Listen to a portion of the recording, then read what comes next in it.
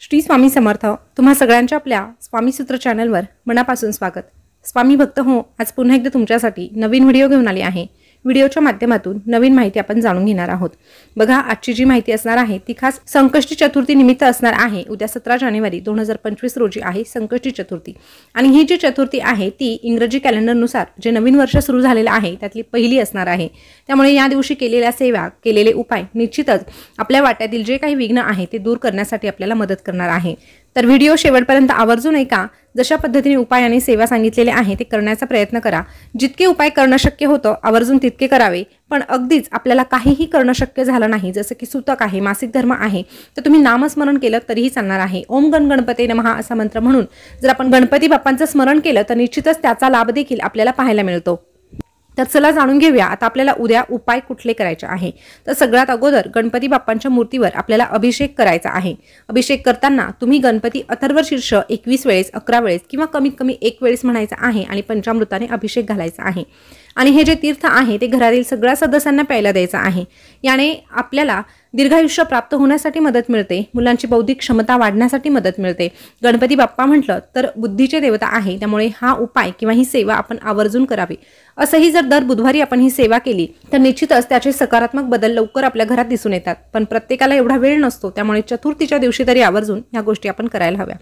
या व्यतिरिक्त उद्याच्या दिवशी आपल्याला हिरवा रंग परिधान करायचा आहे, कारण हिरवा रंग जर म्हटलं तर बुध ग्रहाशी संबंधित आहे आणि गणपती बाप्पा बुद्धीचे देवता आहे, म्हणून उद्या जास्तीत जास्त हिरवा रंग परिधान करण्याचा प्रयत्न करा। हिरवा रंग जर तुम्ही घालू शकत नसाल तर तुम्ही हिरव्या रंगाचा रुमाल देखील जवळ ठेवू शकतात। त्यानंतर गाईला आवर्जून हिरवे मूग खाऊ घालावे। पक्ष्यांना देखील हिरवे मूग खायला दिले तर त्याने देखील आपल्या व्यवसायामध्ये वृद्धी होण्यासाठी मदत मिळते, कर्जाची समस्या सुटण्यासाठी मदत मिळते। त्यानंतर गणपती बाप्पांना आवर्जून आपल्याला सिंदूर अर्पण करायचा आहे। गणपती बाप्पांच्या कपाळी थोडासा सिंदूर लावायचा आणि त्याच बोटाने पुन्हा आपल्या कपाळी लावायचा। याने देखील आपल्या आर्थिक अडचणी सुटण्यासाठी मदत मिळते आणि आपलं जे काही काम आहे त्यातले जे अडथळे आहे ते दूर होण्यासाठी आपल्याला मदत मिळते। त्यानंतर बघा, ज्यांचं लग्न जमत नाही त्यांनी आवर्जून आपल्या जवळच्या मंदिरात जायचं आहे आणि गणपती बाप्पांना 11 हळकुंड अर्पण करायचे आहे। थोडा वेळ ते गणपती बाप्पांसमोर ठेवायचे आणि नंतर ते उचलून एका पिवळ्या रंगाच्या कपड्यात बांधून आपल्या कपाटात ठेवायचे। ज्या मुलीचा विवाह करायचा आहे तिने स्वतःच्या कपाटात ठेवायचं आहे, जिथे वारंवार कुणाचा हात लागणार नाही अशा ठिकाणी ते ठेवायचं। एकदा की लग्न जमलं त्यानंतर लग्न झाल्यानंतर ते आपल्याला पाण्यामध्ये विसर्जित करून द्यायचं आहे, पण अगदीच लग्न जमल्यानंतर लगेचच तुम्ही ते विसर्जित करू नका। विवाह तुमचा संपन्न होऊ द्या आणि त्यानंतर तुम्ही कधीही, अगदी 1.25 महिन्याच्या आत तुम्ही कधीही ते विसर्जित करू शकतात। स्वतःचं घर होण्यासाठी चतुर्थीच्या दिवशी आवर्जून गणेश पंचरत्न स्तोत्र वाचावं। या व्यतिरिक्त कर्जाची समस्या दूर होण्यासाठी गणेश विघ्नहर्ता स्तोत्र देखील आपल्याला वाचायचं आहे। त्यानंतर बघा, जर बुधवारच्या दिवशी आपण गणपती बाप्पांना मूग अर्पण केले तर त्याचे सकारात्मक बदल आपल्याला दिसून येतात। तशाच पद्धतीने संकष्टी चतुर्थीच्या दिवशी देखील आपल्याला मुठभर जे मूग आहे ते गणपती बाप्पांच्या मंदिरात अर्पण करायचे आहे। तसंच आर्थिक अडचणी सुटण्यासाठी गणपती स्तोत्राचा पाठ करायचा। गणपती स्तोत्र म्हणायला अगदी 2 मिनिटांहून कमी वेळ लागतो। ते गणपती स्तोत्र आपल्याला 11 वेळेस म्हणायचं आहे। अशा पद्धतीने गणपती स्तोत्राचा पाठ जर आपण केला तर त्याने देखील आर्थिक अडचणी सुटण्यासाठी मदत मिळते। त्यासोबतच ओम श्रीम ओम ह्रीम श्रीम ह्रीम क्लीम श्रीम वित्तेश्वराय नमः या मंत्राची 1 माळ जप आपल्याला करायची आहे। त्यासोबतच संकष्टी चतुर्थीच्या दिवशी शमीच्या झाडाची आवर्जून पूजा करावी।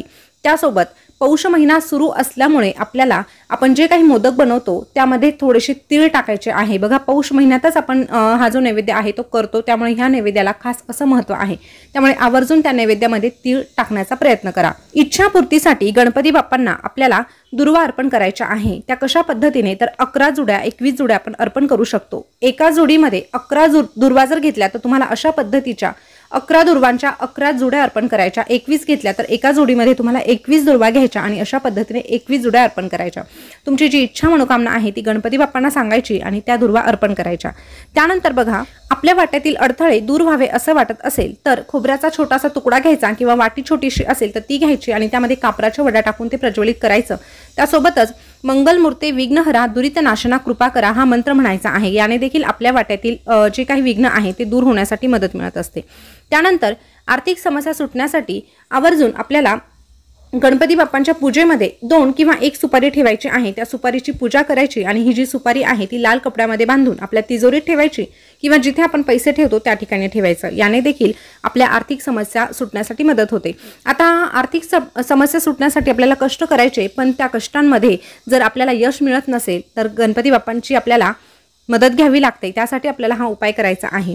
बघा, गणपती बाप्पांच्या मंदिरात दररोज जाणं आपल्याला शक्य नसतं, पण आपल्या घरामध्ये गणपती बाप्पांची मूर्ती असते, त्यामुळे गणपती बाप्पांचं दररोज आपल्याला दर्शन घ्यायचंच असतं। चतुर्थीच्या दिवशी, बुधवारच्या दिवशी आवर्जून आपल्याला गणपती बाप्पांच्या मंदिरातच जायचं असतं।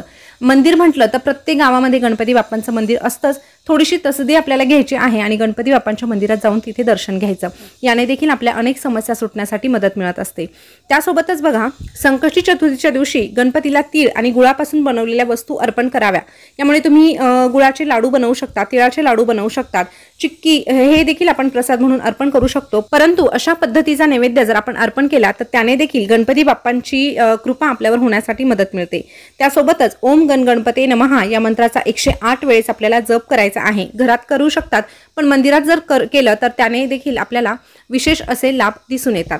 बघा, तुम्हाला जर दान करण्याची इच्छा असेल तर तुम्ही आवर्जून गणपती बाप्पांच्या मंदिरात जाऊन हिरव्या रंगाच्या वस्तूंचं दान करू शकतात। त्यासोबतच गणपती बाप्पांना दुर्वा अतिशय प्रिय आहे, त्यामुळे दुर्वा, त्यासोबत जास्वंदीचं फूल, गूळ, मोदक ह्या गोष्टी देखील गणपती बाप्पांना प्रिय आहे। त्यामुळे जे तुम्हाला शक्य होणार आहे ते गणपती बाप्पांच्या मंदिरात जाऊन आवर्जून दान करा। उद्या आपल्याला गणपती बाप्पांची पूजा करायची आहे, पण अगदी सकाळी आपल्याला आपल्या मुख्य दरवाजावर 2 हळदी कुंकवाने टिपके देखील द्यायचे आहे।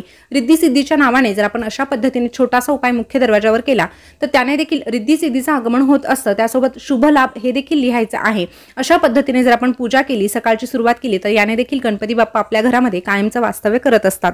यापैकी जे उपाय तुम्हाला करणं शक्य होणार आहे ते आवर्जून करा। त्यासोबतच गणेश चालीसाचं पठण जर आपण केलं तर त्याने देखील आपल्या आयुष्यात चमत्कारिक असे बदल घडू लागतात। फक्त ह्या गोष्टी करण्यासाठी सातत्य हवं। दर चतुर्थीला आपण ह्या गोष्टी केल्या तर निश्चितच आपल्याला त्याचे लाभ दिसून येतात। फक्त त्यामध्ये आपला विश्वास असायला हवा। या व्यतिरिक्त उद्याच्या दिवशी आपल्याला हळदीचं लेपन करायचं आहे, दारात रांगोळी काढायची आहे। स्वामी भक्त हो, उद्या संकष्टी चतुर्थीला ह्या गोष्टी आवर्जून करून पहा आणि त्याचा अनुभव घ्या। माहिती कशी वाटली कमेंट करून नक्की कळवा। याविषयी शंका वाटत असेल तर कमेंट करून नक्की विचारा। पुन्हा भेटूया नवीन व्हिडिओ सोबत नवीन माहिती घेऊन। तोपर्यंत बोलत रहा श्री स्वामी समर्थ, जय जय स्वामी समर्थ। धन्यवाद।